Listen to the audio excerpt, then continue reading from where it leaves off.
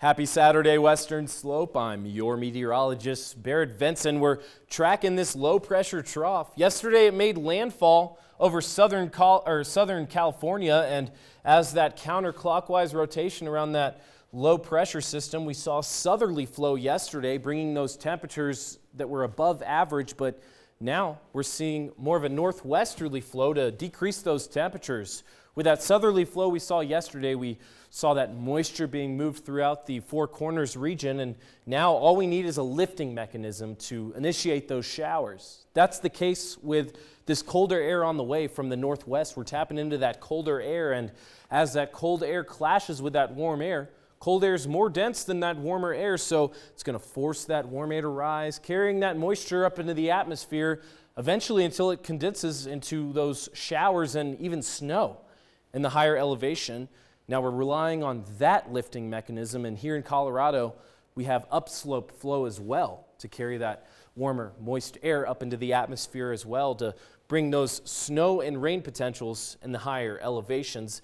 This northwesterly flow is going to stick around throughout Sunday to keep dropping those temperatures and start us off with temperatures right around those averages for this time of year as we start out our week. So we have those temperatures dropping throughout this weekend with that northwesterly flow and a chance for showers throughout the afternoon today, and then that's going to stick around in the overnight hours as well as we approach Sunday. But we're going to eventually be warming up throughout the early work week. We're going to start off right around averages in the 30s and then continue to warm up from there in the early work week. But for today, we got colder temperatures than we've seen throughout the whole entire week last week.